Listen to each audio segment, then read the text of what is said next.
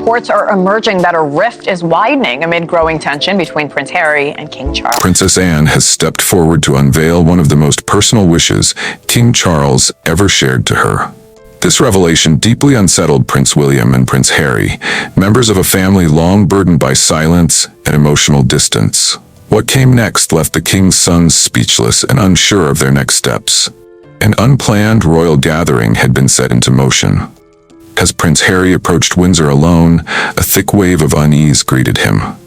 From the start, his solo arrival told everyone that this wasn't a routine family visit. Meghan was notably absent, and even before any formalities began, her missing presence sparked quiet chatter among palace staff. The couple's choice to send Harry without her whispered volumes about their royal disconnection. Heavy stillness filled the elaborately decorated corridors as the family gathered. Although Charles had called the meeting, the emotional atmosphere overshadowed his presence. The tightening of palace security further confirmed that this gathering held far more weight than anyone anticipated. Yet the biggest twist came when Charles decided not to speak directly to his family. Princess Anne stepped in as the unexpected voice of the monarch. Although many may have suspected such a moment would arrive, few were prepared for the shock it delivered. One might expect a royal to cling to protocol, but this quiet deviation proved the urgency of the matter. The departure from tradition instantly raised the stakes in the room. Some hadn't laid eyes on the king for weeks, and his visible frailty made it hard to ignore the reality of his condition. And so, Anne rose with dignity, tasked with communicating what others could not. With an unwavering stance, Anne stood tall before the family she had known all her life. The gravity of her words cut through the room like a cold wind before a storm. This wasn't a speech crafted for headlines or ceremony. Instead, it marked a pivotal turn in the monarchy's journey. Change that had once seemed far away had suddenly been pulled into the present. The royal family's slow evolution had become a sprint. It was becoming obvious that the very structure of the monarchy was being reshaped. William's stunned expression revealed just how unexpected the king's demand truly was. What he had believed to be years in the making had been shortened dramatically. His new role was arriving not with time, but with urgency. In a quiet corner of the room, Harry observed the shifting landscape. He could feel the future rearranging itself around them. A quick glance between the brothers spoke volumes neither of them had said aloud. Despite everything, there was a fleeting, silent connection between them. But that fragile moment didn't last. Voices rose quickly as long-standing frustrations found their moment to surface. Usually the one to hold the family together, Prince Edward suddenly found himself overwhelmed. He stood helpless as the cracks within the royal family widened before his eyes. Family discussions were never her favorite topic, yet Camilla eventually broke her silence to express worries about how quickly things were shifting. The sudden transformation was too much for many to grasp, and everyone felt disoriented by how fast it unfolded. Charles hadn't arrived at this point without thought. His decision had been measured and rooted in necessity. Weakened by health issues, he recognized the need for change if the monarchy hoped to stay relevant. After endless nights revising drafts and meeting privately with a few trusted advisors, he finally felt ready to speak. Scandals, internal strife, and waning trust had pushed things to a breaking point, and timing this message had been deliberate and calculated. Anne, the most candid among the royals, had always chosen truth over tact, even if it ruffled feathers. At a time when formalities usually masked discomfort, her honesty became the clarity Charles relied upon. She didn't soften her words or lean on tradition, and Charles found rare comfort in her directness. Once she stopped talking, the entire room went silent, as if the past itself was holding its breath. It wasn't merely about who would wear the crown next, it was about reshaping the monarchy's role altogether. Long-standing customs seemed to tremble under the weight of the moment, as the future threatened to rewrite the past. Charles saw clearly that old ways wouldn't satisfy a modern audience, especially as approval continued to slide. He couldn't pretend anymore. Younger generations were drifting away, and many Commonwealth citizens were ready for change. Plans had been quietly developed to reduce the number of royals on the public payroll, shift access to royal estates, and rethink financial secrecy. Ideas that once seemed radical were now vital, and Charles was prepared to do what his predecessors wouldn't. This wasn't about preserving tradition for its own sake. It was about adapting in order to survive. Though William remained the future king, the institution he would inherit was being rebuilt around him. The public's perception had shifted. The conversation was no longer about nobility alone, but about meaning and relevance. Modern Britons weren't asking for pageantry. They were demanding purpose, and Charles had finally listened. Decades of royal legacy loomed over every choice, shaping each calculated move Charles made. He understood how easily things could fall apart. After all, royal history was full of painful reminders. The 1936 abdication had almost fractured the monarchy, leaving a reluctant George VI to hold it together. And when that reluctant king passed in 1952, his young daughter was thrust into a role she'd barely prepared for. Charles spent his life observing a monarch shaped by duty, not desire, and it altered how he viewed power. He saw firsthand how the throne consumed his mother's identity, making her more symbol than human. Their complicated bond left him deeply affected, and he grew up learning that the crown was more burden than privilege. In the shadows of regal splendor, he witnessed the loneliness that came with being the face of a nation. Putting her personal desires on hold, she always prioritized the needs of the public. The monarchy's most stable figure vanished when Elizabeth passed away in 2022. Over her remarkable 70-year reign, she had managed to mask the institution's deeper cracks. After Charles was diagnosed with cancer, though initially kept under wraps, it became apparent that time was not something he could spare. What was once a gradual transition suddenly became a race to secure the monarchy's future. Though Charles had spent a lifetime preparing to become king, illness now threatened to shorten his reign. It wasn't lost on anyone, especially royal historians, that this twist was a historic echo of past delays in Windsor transitions.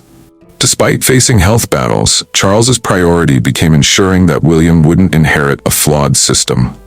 Charles had long been the ever-waiting heir to the throne, but now urgency loomed. The crown had shifted from a ceremonial emblem to something breakable. It needed safeguarding, both from internal discord and from public doubt. Each time he stepped into public view, detailed medical coordination was required. With physicians constantly nearby, Charles studied how other monarchies unraveled under abrupt departures. Avoiding similar downfalls became a mission, not for ego, but for monarchy survival. His efforts included financial reforms, dialogue on returning imperial artifacts, and opening royal lands for public housing, radical changes by royal standards. Meanwhile, behind palace walls, William and Kate were slowly stepping into more significant roles. Sources revealed that William was now reviewing the government's daily dispatches alongside his father. The gradual handover of responsibilities was unmistakable. Royal watchers noted that William looked increasingly prepared to step into leadership. His participation in key political discussions and international diplomacy had grown more visible. It was clear he was being trained steadily for the burden of kingship. At the heart of this shift was Kate's emerging influence. Without grand announcements, Kate slid seamlessly into a position of key importance. Unlike Diana, who often clashed with royal life, or Meghan, who opted out entirely, Kate flourished. Her ability to adapt shone through in her solo initiatives, diplomatic hosting, and charitable leadership. Even seasoned diplomats were taken aback by her calm competence. She became a figure both the royals and the people could trust. William might be the one to wear the crown, but Kate was fast becoming its emotional foundation. Her rapport with Charles had grown into something far more personal than just formal respect. Increasingly, the king leaned on her for advice in sensitive family matters. In Kate, Charles saw the steadiness that had been missing from his own early marriage. Rather than noble lineage, Kate offered something more powerful, genuine relatability. Her upbringing, once quietly ridiculed in aristocratic circles, now served as a bridge to the wider public. Even Queen Elizabeth had noticed Kate's calming presence long before others did. And in many ways, that foresight is proving to be one of her final gifts to the future of the monarchy. Though many in the royal circle welcomed her, Camilla, at first, viewed her as a possible threat to her sway. Kate managed to stay firmly rooted, even within the rigid confines of royal traditions and protocols. time and again, she proved her worth by how she managed public pressures with quiet resilience. During the wedding preparations, Meghan Markle alleged that Kate had brought her to tears, yet Kate responded with composed silence. She avoided media rebuttals or public clarification altogether. Instead, she increased her public presence through action, not reaction. This calm approach became a quiet show of power that gained admiration from both insiders and the public. At times, her popularity ratings even exceeded Prince William's, a testament to her consistent image. Out of the spotlight, Kate's role reaches into the inner workings of the royal household. She's pushed for modern approaches in parenting, making sure her children live with exposure to life beyond the palace gates. By offering thoughtful advice and being steady in council meetings, she has become a reliable figure behind closed doors. Rather than scandal or drama, she earned attention through dedication and dependability. During King Charles's coronation, she represented not just the present monarchy, but its future. She stood alongside the current leadership, symbolizing readiness for what comes next. With the younger royals, especially Princess Charlotte and Prince Louis, Kate has formed strong emotional bonds. Even the Queen's famously finicky corgis reportedly show affection when she's near. In a family sometimes viewed as emotionally distant, Kate has brought a more nurturing style while maintaining royal standards. The institution is now facing a level of scrutiny intensified by digital platforms. Every appearance by a royal is now picked apart by millions, reshaping public perception in real time. To manage this, the palace now relies on daily reports tracking digital reactions. This marks a major change from Queen Elizabeth's era, where public sentiment evolved more gradually through newspapers and broadcasts.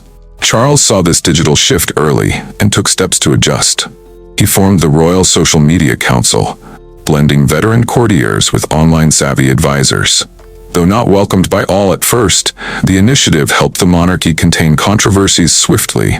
Meanwhile, a separate conflict continues, with Harry still straddling two identities.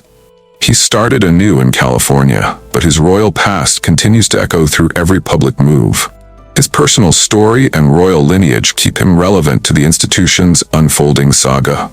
Despite official statements about love and unity, the fracture between William and Harry has yet to truly heal.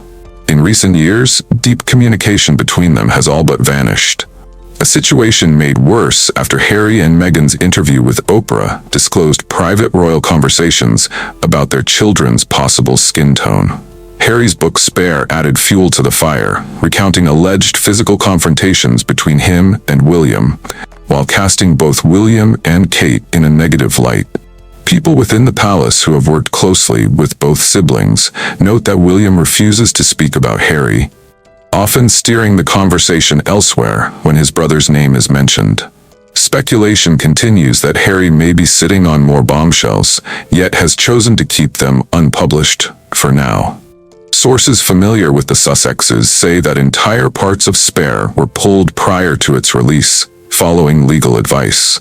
While some suggest Harry is saving these revelations for a possible reunion, others suspect he's waiting to judge William's performance as future king. This uncertainty over what Harry still holds back keeps royal aides on edge. Yet, the decision about whether Harry returns to royal life may no longer be up to him. Increasingly, that authority appears to lie with William, especially as Charles's health shows signs of fragility.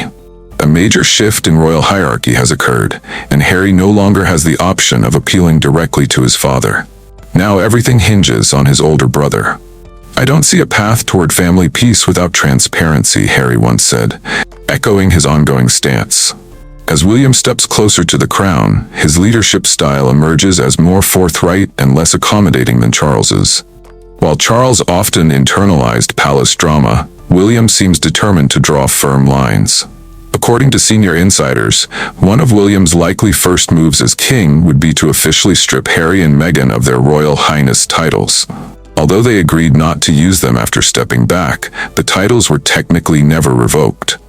In William's view, the monarchy must clearly define who represents it, especially in today's fast-moving digital media climate. Those who voluntarily exit the royal fold, he believes, should not continue bearing titles tied to it. This stance reportedly became even firmer after a foreign diplomat's repost referred to Meghan using the HRH title, something that was supposed to be off-limits. To William, that moment underscored the lingering confusion and underscored the urgency of clearer rules. Beyond internal family issues, the monarchy faces another pressing test: its ties with the Commonwealth. Queen Elizabeth's personal popularity once held these alliances together, even as some former colonies questioned their ties to Britain. Since her passing, several Caribbean nations have formally moved to remove the British monarch as their head of state. Barbados led the charge in 2021, and in its wake, Charles has adopted a more pragmatic tone.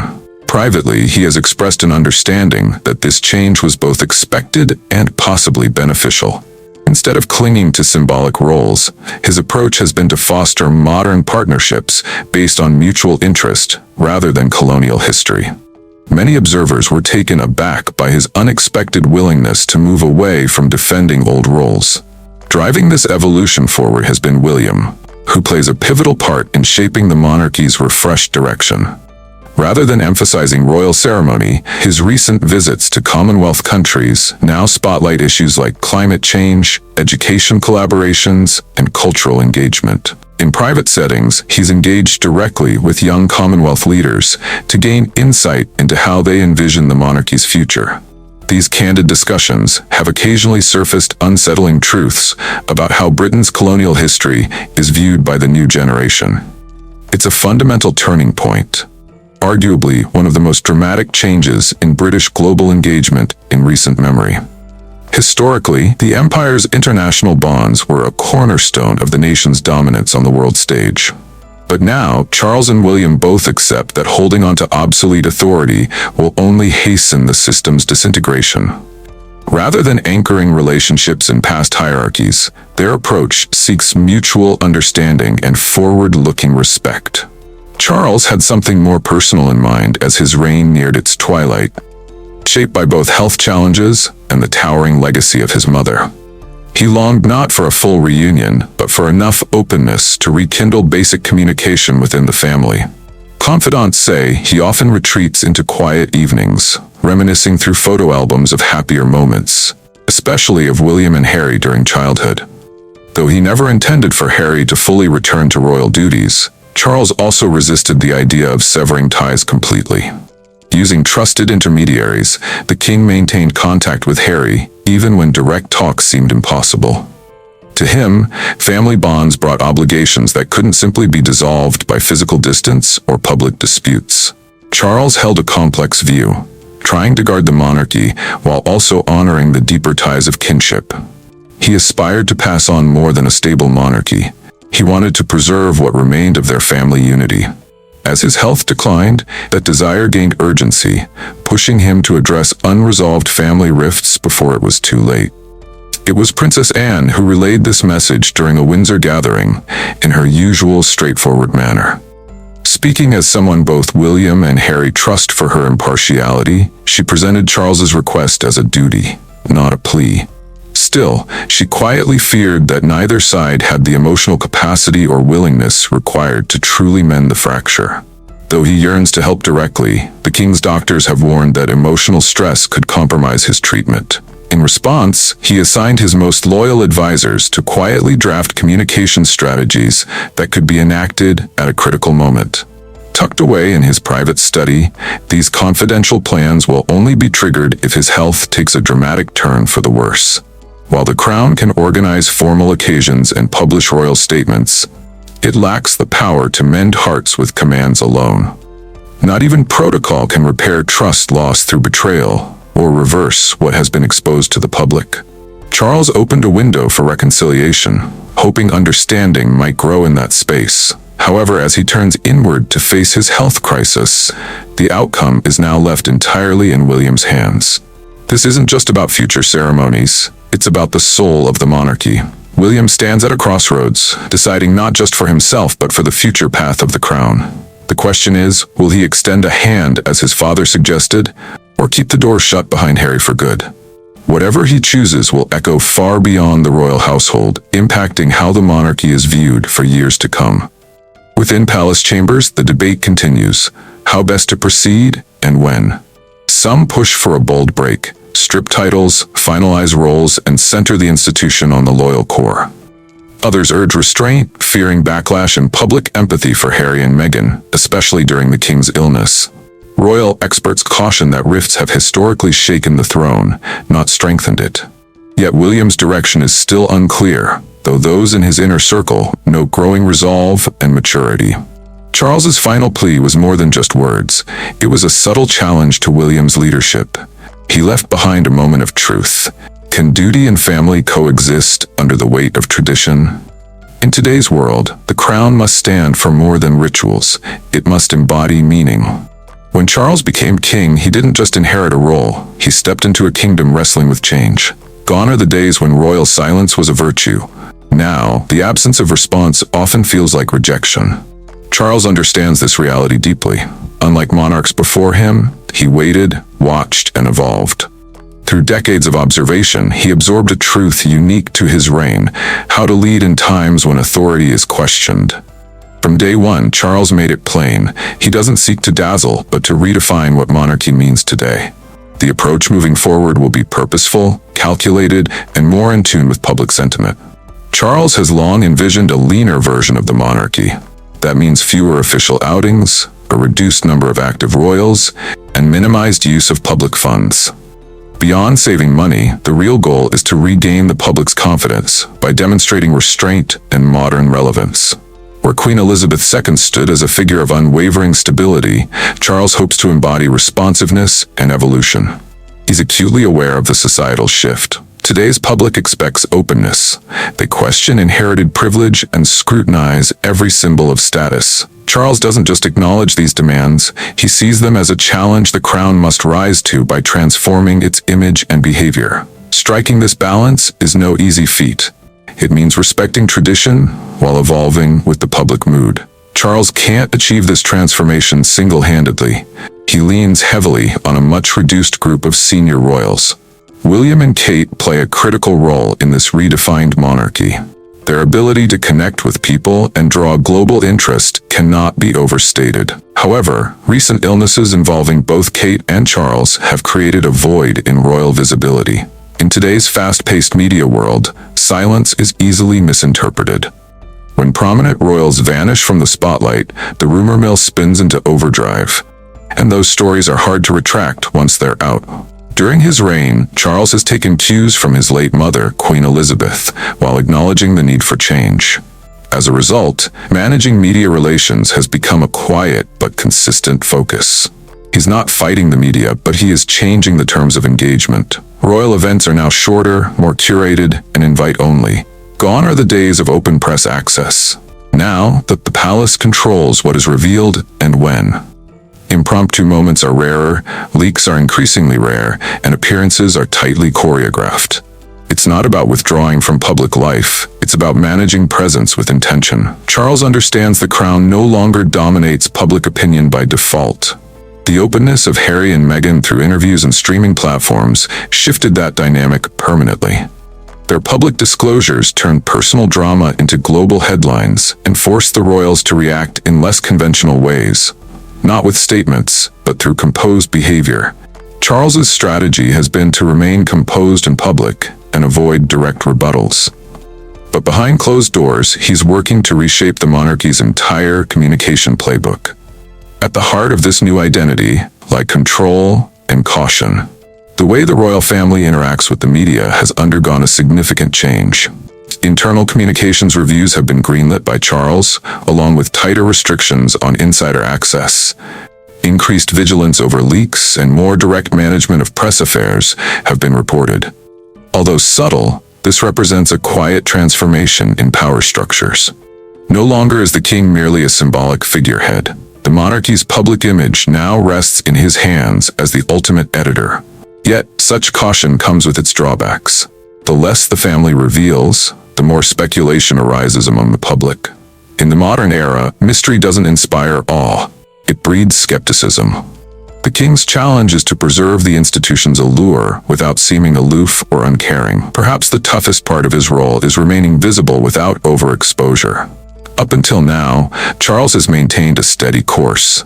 His efforts to modernize focus on discipline rather than spectacle. Through downsizing and tighter control, he is redefining the monarchy's character. His goal is not popularity, but genuine legitimacy.